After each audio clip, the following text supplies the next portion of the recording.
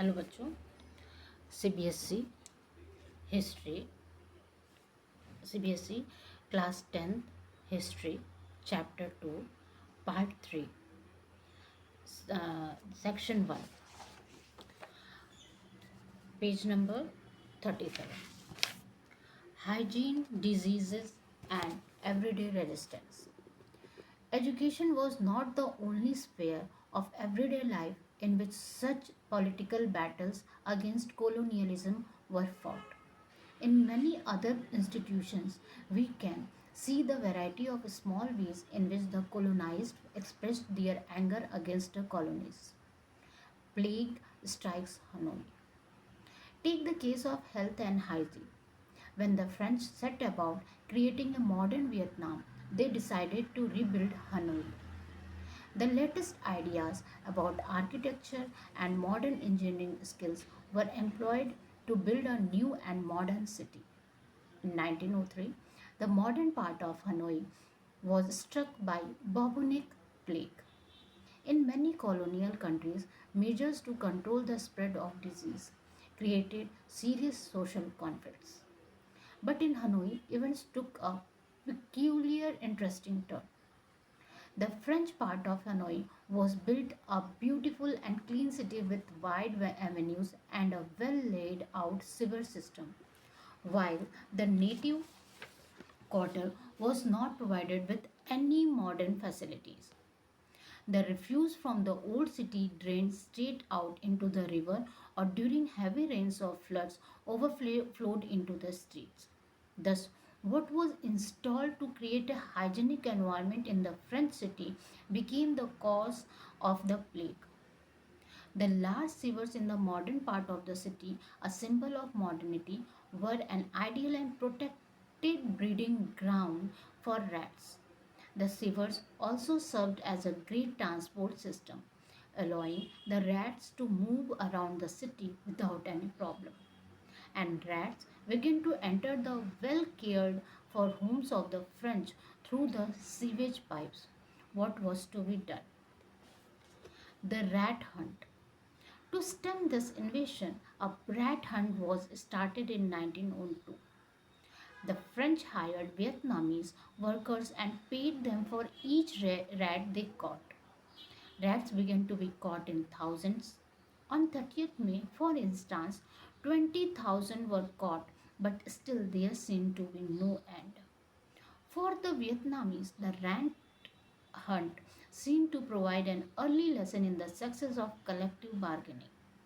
Those who did the dirty work of entering sewers found that if they came together, they could negotiate a higher bounty. They also discovered innovative ways to profit from this situation. The bounty was paid when a tail was given as a proof that a rat had been killed. So the catchers took to just clipping the tails and releasing the rats so that the process could be repeated. Over and over again, some people, in fact, began raising rats to earn a bounty. Defeated by the resistance of the weak, the French were forced to scrap the bounty program. None of this prevented the bubonic plague, which swept through the area in 1903 and in subsequent years. In a way, the rat menace marks the limits of French power and the contradictions in their civilizing mission. And the action of the rat catchers tell us of the numerous small ways in which colonialism was fought in everyday life. Next, religion and anti-colonialism. Colonial domination was exercised by control over all areas of private and public life. The French occupied Vietnam militarily, but they also sought to reshape social and cultural life. While religion played an important role in strengthening colonial control, it also provided ways of resistance. Let us consider how this happened. Vietnamese religious beliefs were a mixture of Buddhism, Confucianism, and local practices.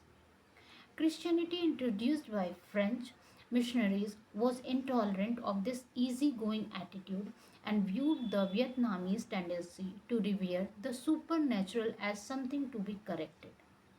From the 18th century, many religious movements were hostile to the Western presence. An early movement against French control and the spread of Christianity was the Scholars' Revolt in 1868. This revolt was led by officials at the imperial court angered by the spread of Catholicism and French power. They led a general uprising in New and Ha Tinh provinces where over 1,000 Catholics were killed. Catholic missionaries had been active in winning converts since the early 17th century and by the middle of the 18th century had converted some 3 lakh. The French crushed the movement, but this uprising served to inspire other patriots to rise up against them. The elites in Vietnam were educated in Chinese and Confucianism, but religious beliefs among the peasantry were shaped by a variety of syncretic. What is syncretic? Characterized by syncretism, aims to bring together different beliefs and practices, seeing their essential unity rather than their differences.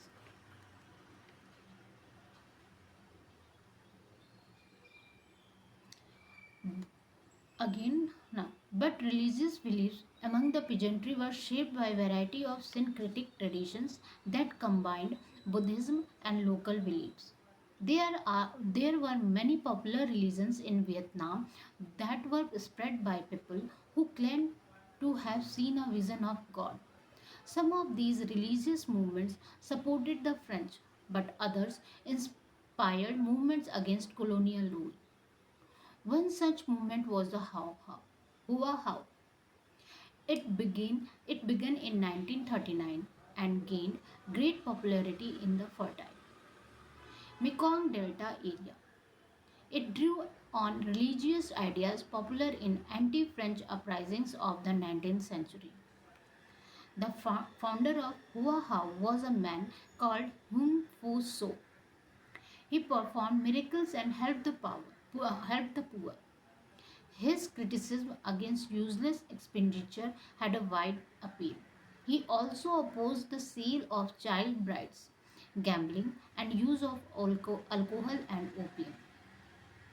The French tried to suppress the movement inspired by Hun Fusu. They declared him mad, called him the Mad Bonge, and put him in a mental asylum. Interestingly, the doctor who had to prove him insane became his follower. And finally, in 1941, even the French doctors declared that he was sane. The French authorities exiled him to Laos and sent many of his followers to concentration camps. Movements like this always had a contradictory relationship with mainstream nationalism. Political parties often drew upon their support, but were uneasy about their activities.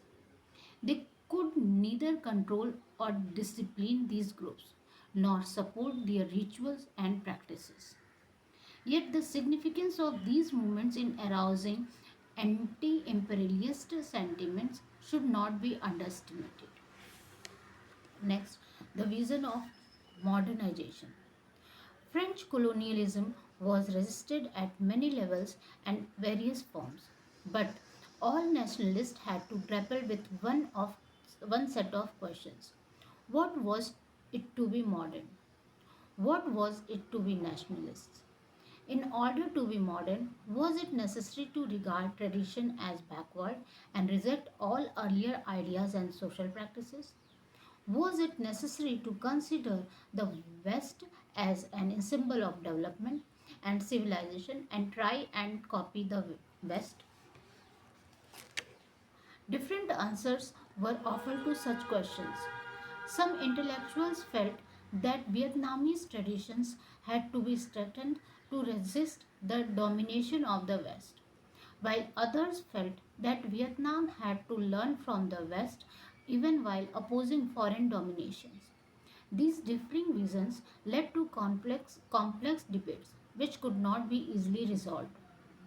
In the late 19th century, resistance to French domination was very often led to Confucian scholar activists who saw their world crumbling. Educated in the Confucian tradition, Fan Boi Chao, 1867 to 1940, was one such nationalist. He became a major figure in the anti colonial resistance from the time he formed the Revolutionary Society de Tan Hoi in 1903, with Prince Quang De as the head. Fan Boi Choi met the Chinese reformer Liang Qiu 1873 to 1929, in Yokohama in 1905. Fan's most influential book, The History of the Loss of Vietnam, was written under the strong influence and advice of Qiu. It became a widely read bestseller in Vietnam and China and was even made into a play. The book focuses on two connected themes: the loss of sovereignty and the severing of ties with China, ties that bound the elites of the two countries within a shared culture. It is this double loss that Fan laments, a lament that was typical of reformers from within the traditional elite. Other nationalists strongly differed with Fan Boi Chao. One such was Fan Chu Trin, 1871 to 1926. He was intensely hostile to the monarchy and opposed to the idea of resisting the French with the help of the court. His desire was to establish a democratic republic. Profoundly influenced by the democratic ideals of the West, he did not want a wholesale rejection of Western civilization. He accepted the French revolutionary idea of liberty, but charged the French for not abiding by the idea. He demanded that the French set up legal and educational institutions and develop agriculture and industries. Other ways of becoming modern: Japan and China. Early Vietnam Early Vietnamese nationalists had a close relationship between Japan and China. They provided models for those looking to change, a refuge for those who were escaping French police, and a location where a wider Asian network of revolutionaries could be established. In the first decade of the 20th century, a Go East movement became popular. In 1907 to '08, some 300 Vietnamese students went to Japan to acquire modern education. For many of them, the primary objective was to drive out the French from Vietnam, overthrow the puppet emperor, and re establish the Nguyen dynasty that had been deposed by the French. These nationalists looked for foreign arms and help. They appealed to the Japanese as fellow Asians. Japan had modernized itself and had resisted colonization by the West. Besides, its victory over Russia in 1907 proved its military capabilities. Vietnamese students established a branch of the Restoration Society in Tokyo, but after 1908, the Japanese Ministry of Interior eh, clamped down on them. Many, including Fan Boi Chao, were deported and forced to seek exile in China and Thailand. Developments in China also inspired Vietnamese nationalists. In 1911, the long established monarchy in China was overthrown by a popular movement under Sun Yat sen, and a republic was set up. Inspired by these developments, Vietnamese students organized the Association for the Restoration of Vietnam, Vietnam Quan Phuc Hoi. Now, the nature of the anti French independence movement changed. The objective was no longer to set up a constitutional monarchy but a democratic republic. Soon, however, the anti imperialist movement in Vietnam came under a new type of leadership. Okay.